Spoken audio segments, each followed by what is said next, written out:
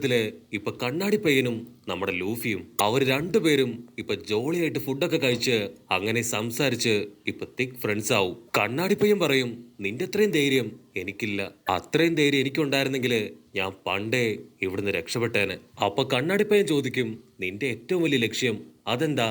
അതിന് ലൂഫി പറയും, എനിക്ക് പൈററ്റ്സിന്റെ കിങ് ആവണം. അത് കേട്ട് കണ്ണാടി പയ്യൻ അവൻ ഷോക്കാവും. ഇവൻ നല്ലവനാണ് എന്ന് കരുതിയാണ് കണ്ണാടിച്ചക്കൻ അവനോട് കമ്പനി അടിച്ച് ഇത്രയും നേരം സംസാരിച്ചത്. ലൂഫി പറയും, വർഷങ്ങൾക്ക് മുൻപ് കിങ് ഓഫ് പൈററ്റ്സ് അദ്ദേഹം മരണപ്പെട്ടു. പക്ഷെ അത്രയും കാലവും അദ്ദേഹം കളക്ട് ചെയ്ത വലിയൊരു ട്രഷർ ഉണ്ട്. അതിതുവരെ ആർക്കും കണ്ടുപിടിക്കാൻ കഴിഞ്ഞിട്ടില്ല. അതാര് കണ്ടുപിടിക്കുന്നോ പിന്നീട് അവരായിരിക്കും പൈററ്റ്സിന്റെ എല്ലാം തന്നെ രാജാവ്. ആ ഒരു നിധി അത് ഞാൻ വേറെ ആർക്കും കൊടുക്കില്ല. ഞാൻ തന്നെ പൈററ്റ്സിന്റെ രാജാവാകും. അപ്പൊ കണ്ണാടി പയ്യൻ ചോദിക്കും, അപ്പൊ നിന്റെ ടീമില് ഒരാൾ മാത്രമേ ഉള്ളോ? വേറെ മെമ്പേഴ്സ് ഒന്നും നിന്റെ ടീമിലില്ലേ? അതിനവൻ പറയും, ഞാൻ അതിനു വേണ്ടിയാണ് ഈ കടൽ മുഴുവൻ അലഞ്ഞു നടക്കുന്നത്. ഓരോരോ മെമ്പേഴ്സായി കണ്ടുപിടിച്ച് അവരെ എന്റെ ടീമിന്റെ മെമ്പേഴ്സ് ആക്കും. അതിന് കണ്ണാടി പയ്യൻ പറയും, നീ ഒരിക്കലും കിങ് ഓഫ് പൈററ്റ്സ് ആവരുത്. അതൊക്കെ ഭയങ്കര മോശമാണ്. നിന്നെ കണ്ടാൽ തന്നെ അറിയാം നീ നല്ലൊരു മനുഷ്യനാണ്. മാത്രമല്ല നിന്റെ ഈ ഡൂക്ലി പവർ കൊണ്ടൊന്നും ആ ട്രഷർ അത് കണ്ടുപിടിക്കാൻ കഴിയില്ല. അത് കേൾക്കുമ്പോ ഇപ്പൊ നമ്മുടെ ഹീറോയ്ക്ക് അവന് ടെൻഷനാവും. അവൻ കൈ ചുരുട്ടി ഇപ്പൊ കണ്ണാടി പയ്യന്റെ തലയ്ക്ക് തന്നെ ഒരൊറ്റയിടി. നിനക്കെത്ര ധൈര്യം ഉണ്ടെങ്കിൽ എന്നോട് അങ്ങനെ സംസാരിക്കും? എന്റെ ജീവിതത്തിലെ തന്നെ ഏറ്റവും വലിയ ലക്ഷ്യമാണത്. എനിക്ക് വെറുതെ നിന്നോട് സംസാരിച്ച് സമയം കളയാൻ താല്പര്യമില്ല. എനിക്ക് എത്രയും പെട്ടെന്ന് ഒരു ബോട്ട് കണ്ടുപിടിക്കണം എന്ന് പറഞ്ഞ് അവൻ മുൻപോട്ട് നടക്കും. അത് കേൾക്കുമ്പോ ഇപ്പൊ കണ്ണാടി പയ്യൻ അവൻ ഒരു സെക്കൻഡ് അവന്റെ ഡ്രീമിനെ കുറിച്ച് ആലോചിക്കും. ഞാനും ഇവനെ പോലെ എന്റെ ഡ്രീമിൽ ഉറച്ചു നിൽക്കുകയാണെങ്കിൽ എനിക്കും അത് അച്ചീവ് ചെയ്യാൻ കഴിയും. അവൻ പൊറുവിറുക്കുന്ന കേൾക്കുമ്പോ ഇപ്പൊ നമ്മുടെ ഹീറോ, നിനക്ക് എന്തു പറ്റി? നീ എന്തിനാ പൊറുവിറുക്കുന്നതെന്ന് ഇപ്പൊ അവനോട് ചോദിക്കും. എന്റെ ഏറ്റവും വലിയ ആഗ്രഹം ഒരു നേവിക്കാരനാവണം എന്നതാണ്. ആദ്യം ഞാൻ ആ ഉണ്ടച്ചി വില്ലത്തി അവളെ ഞാൻ കാലേ വരെ അടിക്കും. എനിക്കിപ്പോ ആരെയും പേടിയില്ല. ഞാനിപ്പോ ഭയങ്കര സ്ട്രോങ് ആണെന്ന് അവൻ പറഞ്ഞ് നാവെടുക്കുമ്പോഴേക്കും ഉണ്ടവില്ലെത്തി അവൾ അവിടേക്ക് ചാടിയെത്തും. അവളെ കണ്ടുടനെ ഇപ്പൊ നമ്മുടെ കണ്ണാടി പയ്യൻ അവൻ പേടിച്ച് മൂത്രമൊഴിക്കാൻ തുടങ്ങും. അതിനാ വില്ലത്തി ചോദിക്കും, ഓ നീ എന്നെ പിടിക്കാനായിട്ട് പുതിയ ടീമൊക്കെ ക്രിയേറ്റ് ചെയ്യാൻ പോവാണോ? മാത്രമല്ല മറ്റൊരു കത്തി അതിപ്പോ ഹീറോയുടെ കഴുത്തിന് നേരെ വരും. അപ്പാ വില്ലത്തി അവള് വീണ്ടും ചോദിക്കും, ഈ ലോകത്തിൽ വെച്ച് ഏറ്റവും സുന്ദരി അതാരാ? അതിന് കണ്ണാടി പയ്യൻ പേടിച്ച് വിറച്ച് പറയും, അത് നിങ്ങളാണ്. മാഡത്തിന്റെ സൗന്ദര്യത്തിന് മുൻപില് ആരും തോറ്റുപോകും. അത് കേട്ട് നമ്മുടെ ലൂഫി പയ്യൻ അവൻ പൊട്ടിച്ചിരിക്കും.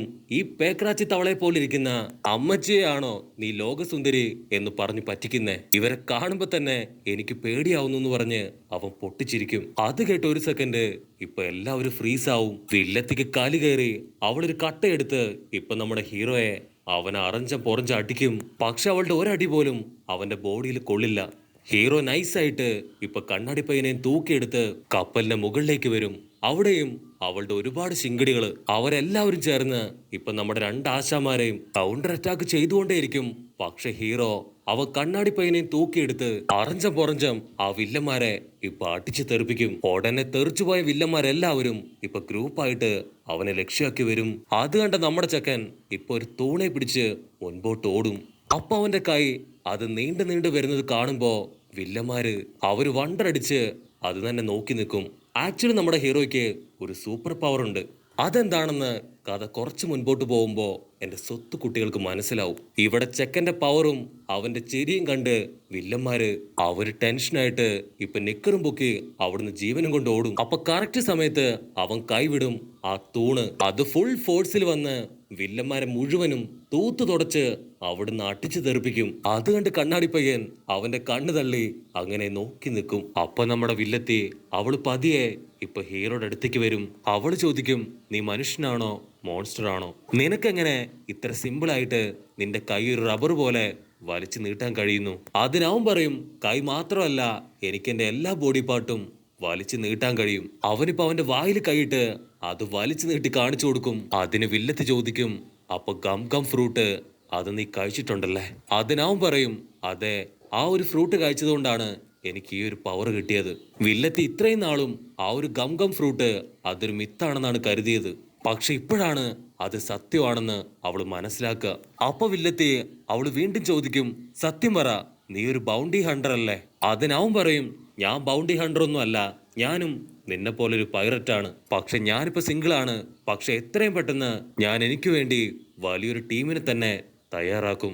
അതിനാ വില്ലത്തി പറയും, നീയും ഒരു പൈററ്റ് ആണെങ്കിൽ നമ്മൾ രണ്ടുപേരും ശത്രുക്കളാണ്. അവളുടെ ഭാവവും സംസാരവും കേൾക്കുമ്പോ തന്നെ ഇപ്പൊ കണ്ണാടി പയ്യന് അവന് ടെൻഷനാവും. അവൻ ഹീറോയോട് പറയും, അവള് ഭയങ്കരിയാണ്, നമുക്ക് എത്രയും പെട്ടെന്ന് ഇവിടുന്ന് ഓടി രക്ഷപ്പെടാം. കട്ട് ചെയ്താ നമ്മുടെ ചുന്ദരി പെണ്ണ് അവള് കൂളായിട്ട് ഇപ്പൊ വില്ലത്തി അടിച്ചു മാറ്റി വെച്ച ആ രത്നങ്ങളും സ്വർണവും പണവും എല്ലാം വലിയൊരു ചാക്കിൽ കെട്ടി അതുമായിട്ട് ഇപ്പൊ അവള് രക്ഷപ്പെടും. ഇവിടെ വില്ലത്തി അവള് വീണ്ടും പറയും, ഞാനാണ് ഈ കടൽ രാജ്യത്തെ ഏറ്റവും സൗന്ദര്യമുള്ള പെണ്ണ്.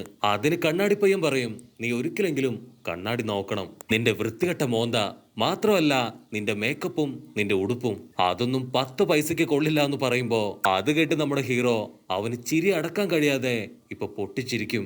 അതിന് വില്ലത്തി, നീ ഒരിക്കലും ഇനി എന്റെ കയ്യിൽ നിന്ന് ദയ അർഹിക്കുന്നില്ല.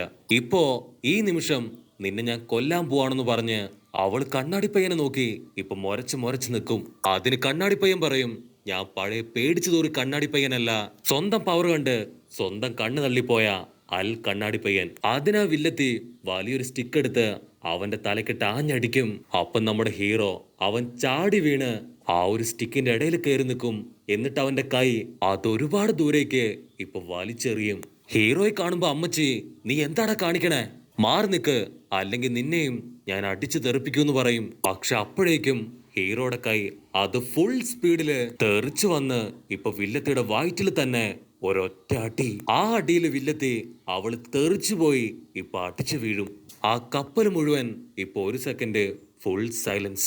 അപ്പൊ ഹീറോ അവൻ ബാക്കി വില്ലന്മാരോട് പറയും, നിങ്ങൾ എത്രയും പെട്ടെന്ന് ഒരു ബോട്ട് എടുത്ത് കണ്ണാടിപ്പയ്യന് കൊടുക്കണം. അവന്റെ ഏറ്റവും വലിയ ആഗ്രഹമാണ് ഒരു നേവിക്കാരനാവുക എന്നത്. അതുകൊണ്ട് എത്രയും പെട്ടെന്ന് അവനിവിടുന്ന് പോകണം. അത് കേൾക്കേണ്ട താമസം വില്ലന്മാര് അവനൊരു ബോട്ട് കൊടുക്കും. പക്ഷെ അപ്പോഴായിരിക്കും ഒരു വമ്പൻ ട്വിസ്റ്റ്. യഥാർത്ഥ നേവി ഓഫീസേഴ്സ് അവിടേക്ക് എത്തിക്കഴിഞ്ഞു. അവരെ കണ്ട ഉടനെ ഇപ്പൊ ഹീറോ അവൻ വെള്ളത്തിലേക്ക് എടുത്തു ചാടും. അത് കണ്ട് കണ്ണാടിപ്പയ്യൻ അവൻ വിളിച്ചു പറയും, ഡാ ചക്ക, എന്നെ കൂടെ നിന്റെ കൂടെ കൊണ്ടുപോ. ഇപ്പൊ നേവിക്കാരുടെ കയ്യില് എന്നെ കിട്ടിയ ഉറപ്പായിട്ടും അവരെന്നെ ചവിട്ടിക്കൂട്ടും. അവിടുന്ന് അങ്ങനെ കട്ട് ചെയ്ത ഇപ്പൊ ചുന്ദരി പെണ്ണ് അവളൊരു ചെറിയ ബോട്ടൊക്കെ എടുത്ത് കയ്യിൽ കിട്ടിയ നിധിയുമായിട്ട് അവിടുന്ന് തുഴഞ്ഞ് രക്ഷപ്പെടാൻ ശ്രമിക്കും. അപ്പൊ മറ്റൊരു ബോട്ടില് ഇപ്പൊ നമ്മുടെ ഹീറോ അവൻ അവിടേക്ക് വന്ന് നൈസായിട്ട് അവൾക്ക് നേരെ ഒരു ലുക്ക് വിടും. എന്നിട്ട് കണ്ണാടിപ്പയ്യനെ തൂക്കിയെടുത്ത് അവനിപ്പോ വേറെ ദിശയില് ഇപ്പൊ മുൻപോട്ട് പോവും.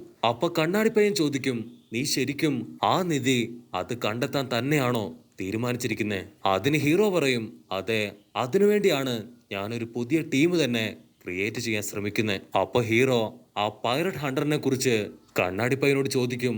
അതിന് കണ്ണാടിപ്പയ്യൻ പറയും, അവന്റെ പേര് സോറോ എന്നാണ്. അവനെ പണ്ടേക്ക് പണ്ടേ മിലിറ്ററി ഫോഴ്സ് അറസ്റ്റ് ചെയ്തതാണ്. അങ്ങനെ അവർ രണ്ടുപേരും ഇപ്പൊ ഒരുപാട് കാര്യങ്ങള് അങ്ങോട്ടും ഇങ്ങോട്ടും സംസാരിച്ച് മുൻപോട്ട് പോവും.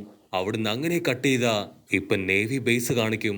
അവിടെ പൊരി വെയിലത്ത് ആ സോറോയെ അവനെ കെട്ടിയിട്ടിരിക്കുന്നത് കാണിക്കുന്നതോട് കൂടെ ഈ ഒരു എപ്പിസോഡും അവസാനിക്കുന്നു.